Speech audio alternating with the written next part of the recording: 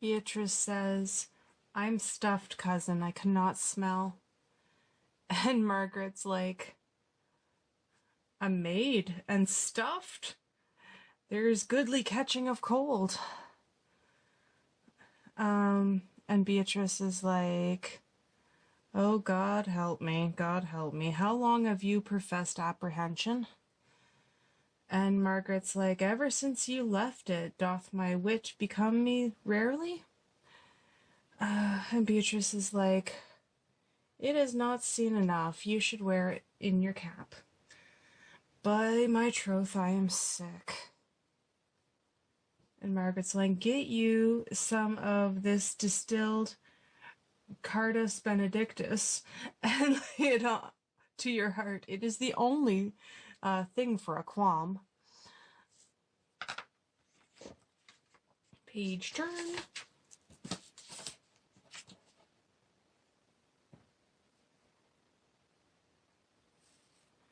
And Hero's like, "There thou prickest her with a thistle." Yeah, Hero said, "There thou prickest her with a thistle." And Beatrice is like, "Benedictus? Why Benedictus? You have some moral in this Benedictus?" "Moral? No, by my troth." And this is Margaret talking now. "I have no moral meaning. I meant plain holy thistle. You may think perchance that I think you are in love. Nay, by lady, I am not such a fool to think what I list, nor list not to think what I can, nor indeed I cannot think, if I would think my heart out of thinking that you are in love, or that you will be in love, or that you can be in love. Yet Benedict was such another, and now is he become a man. He swore he would never marry, and yet now, in despite of his heart, he eats his meat without grudging. And how you may be converted I know not, but methinks you look with your eyes as other women do." And Beatrice is like, "What pace is this that thy tongue keeps?" And Margaret's like, "Not a false gallop." And then Ursula comes in. And Ursula says, "Madam, withdraw. The prince, the count, Signor Benedict, Don John, and all the gallants of the town are here to come fetch you to church." And Hero's like, "Oh, help to dress me, good coz, good Meg, and good Ursula." And now we move on to Act 3, Scene 5. And Leonardo is talking with Dogberry. And Leonardo's like, "What would you with me, honest neighbor?" And Dogberry is like, "Marry, sir, I would have some confidence with you that discerns you nearly." And as I mentioned before, Dogberry is really awkward in his speech. And if you add that he's talking in a Shakespearean type countenance, cadence, I think is the word I'm looking for. It's really funny when you see it performed. Anyway, Leonardo's like, "Brief, I pray you, for you see it is a busy time with me." And Dogberry's like, "Marry, it is, sir." And Verges is like, "In truth, it is, sir." And Leonardo is like, "What is it, my good friends? Like, get to the point." And Dogberry's like, "Goodman Verges, sir, speaks a little off the matter. An old man, sir, and his writs are not so blunt as God help I would desire they were be, but in faith honest as the skin between his brows." And Verges is like, "Yes, I thank God as honest as any man living. That is an old man and no honester than I." And then Dogberry's like, comparisons are odorous. Palabra, neighbor, Verges. And Leonardo's like at his wit's end, and he's like, neighbors, you are tedious.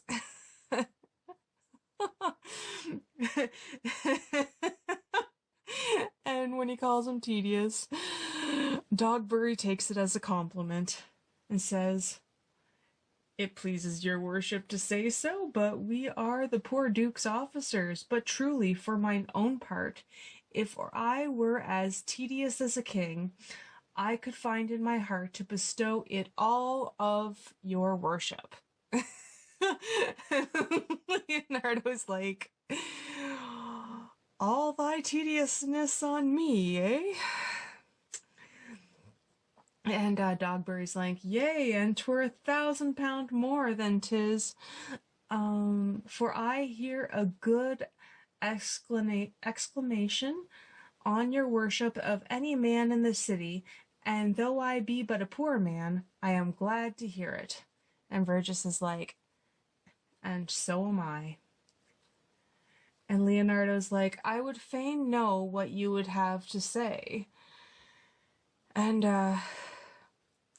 Verges is like, marry, sir, our watch tonight, expecting your worship's presence, had taken a couple of as errant knaves as any in Messina. And Dogberry's like, a good old man, sir, he will be talking, as they say, when the age is in and the wit is out. God help us, it is a world to see. And, well, said I, faith, neighbor Verges, well, God's a good man, and 2 men ride of a horse, one must ride behind. An honest soul in faith, sir, by my troth, he is ever broke bread, but, switching the page, but God but God is to be worshipped, all men are not alike, alas, good neighbor. And Leonardo's like, indeed, neighbor, he comes too short of you.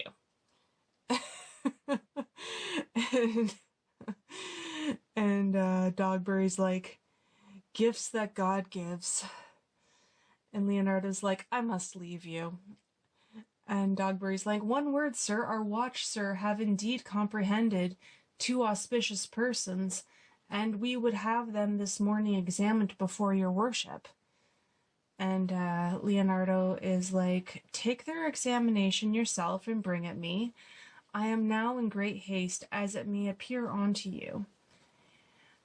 And Dogberry's like, it shall be suffigance.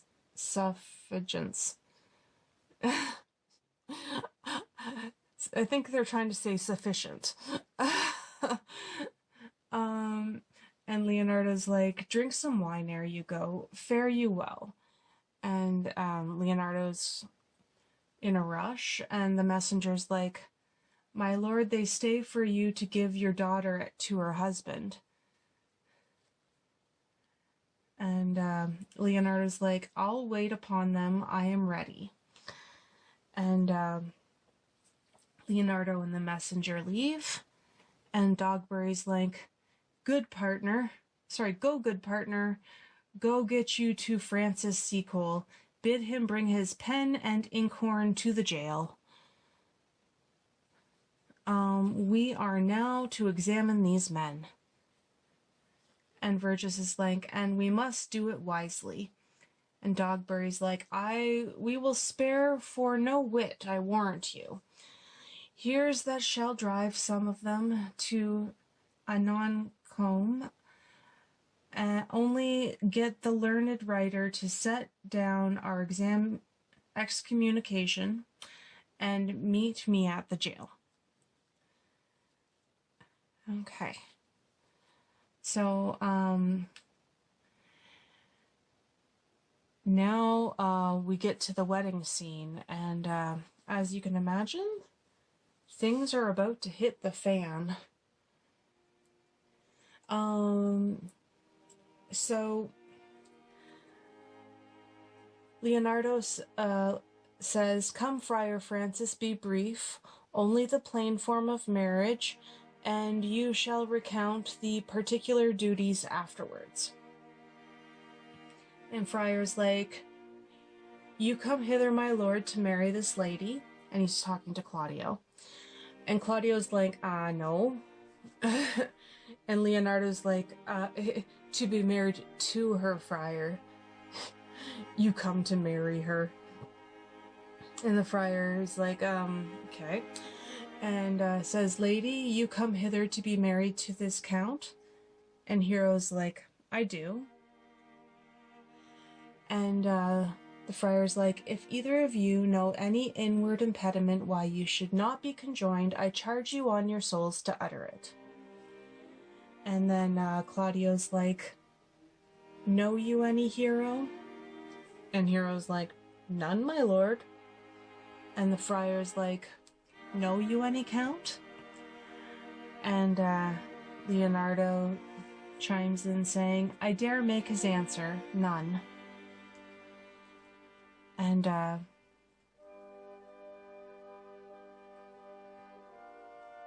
Claudio's like, "Oh, what men dare do, what men may do, what men daily do, not knowing what they do." And Benedict's like, "How now interjections, why then some be laughing as ha ha he." And Claudio's like, "Stand thee by, friar. Father, by your leave, will you with free and unconstrained soul give me this maid, your daughter?" And Leonardo's like, "As freely, son, as God did give her me." And Claudio's like, "And what have I to give you back? Whose worth may I counterpose this rich and precious gift?" And Pedro's like, "Nothing unless you render her again."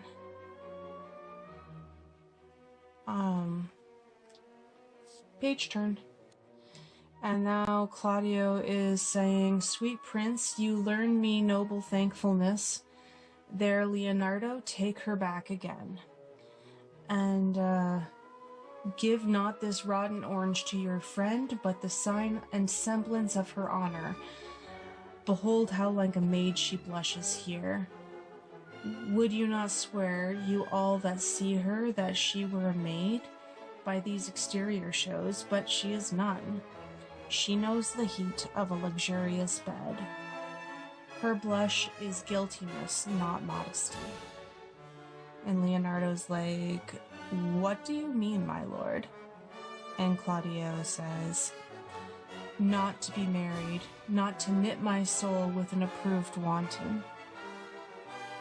And Leonardo's like, "Dear lord, if you in your own proof have vanquished the resistance of her youth and made defeat of her virginity," and Claudia's like, "I know what you would say. If I have known her, you will say she did embrace me as a husband and so extenuate the forehand sin. No, Leonardo, I never tempted her with word too large, but as a brother to his sister showed bashful sincerity and comely love." And Hero's like, "And seemed I ever otherwise to you?" And Claudio's like, out on these seeming, I will write against it. You seem to me as Diane in her orb, as chaste as the bud ere be blown. But you are more intemperate in your blood than Venus, or those pampered animals that rage in savage sensuality." And Hero's like, "Is my lord well that he doth speak so wild?" And Leonardo's like, "Sweet prince, why speak not you?" And Pedro's like, "What should I speak? I stand dishonored and have gone about to link my dear friend to a common stale." And Leonardo's like, are these things spoken, or do I but dream? And John chimes in going, they are spoken, and these things are true. And then Benedict's like, this looks not like a nuptial. And Hero says, oh God. Well, actually, it was like true, like, oh God. And then Claudio says, Leonardo, stand I here? Is this the prince? Is this the prince's brother? Is this face Hero's? Are our eyes our own? And Leonardo's like, all this is so, but what of this, my lord? And Claudio says, let me but move one question to your daughter, and by that fatherly and kindly power that you have in her, I bid her answer truthfully. And Leonardo's like, I charge thee do so, as thou art my child. And Hero's like, oh God, defend me. How am I beset? What kind of chastising call you this? And Claudio's like, to make your answer truthfully to your name is not, it is, okay. To make you answer truly to your name, is it not Hero who can blot that name with such any just reproach? And Claudio's like, what man was he talked with you yesternight out at your window betwixt 12 and 1? And one moment please, technical difficulties. There we go. Wow. Let me get this straight here. This couple of stitches got mixed up.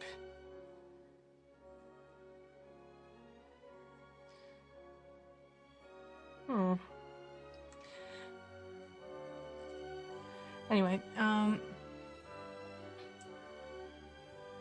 now if you are a maid, okay, so what man was he talked with you yesternight out at your window betwixt 12 and 1? Now if you are a maid, answer to this. And Hero's like, I talked with no man at that hour, my lord. And Pedro's like, well, then are you no maiden? Leonardo, I am sorry you must hear, but upon mine honor, myself, my brother, and this grieved count did see her, hear her, at that hour last night talk with a ruffian at her chamber window, who hath indeed most like a liberal villain confessed the vile encounters they had 1,000 times in secret. And John's like, fie, they are not to be named, my lord, not to be spoke of. And there is no chastity enough in language without offense to utter them. Thus, pretty lady, I am sorry for thy much misgovernment. And Claudio's like, O hero, what a hero hast thou been in! If half thy outward graces had been placed about thy thoughts and thy counsels of thy heart, but fare thee well, most foul, most fair. Farewell, thou pure in piety, and them pious purity. For thee I'll lock up the gates of love, and on my eyelids shall conjecture hang, to turn all beauty into thoughts of harm, and never shall it more be gracious. And Leonardo's like, hath no man's dagger here a point for me? And Hero passes out at this point. And Beatrice is like, why, how now, cousin? Wherefore sink you down? And John is like, come, let us go. These things come thus to light. Smother her spirits up. And so Don Pedro, Don John, and Claudio all leave. And then things start to get really real. And Benedict's like, how doth the lady? And Beatrice is like, dead, I think. Help, uncle. Hero? Why hero, uncle? Senior Benedict Friar. And Leonardo's like, fate, take not away thy heavy hand. Death is the fairest cover for her shame that may be wished for. And Beatrice is like, how now, cousin hero? And the friar is like, have comfort, lady. And Leonardo's like, dost thou look up? And friar says, yea, wherefore should she not? And Leonardo's like,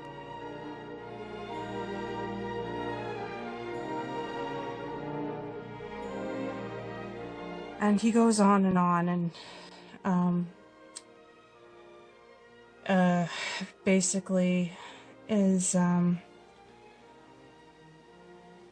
ends off by saying she falls into a pit of ink that the wide sea hath drops too few to wash her clean again, and salt too little which may season give to her foul tainted flesh. And on that dark note, I'm going to end this row. But don't worry. Obviously it's a comedy. Yeah. You'll see what happens next on the next episode.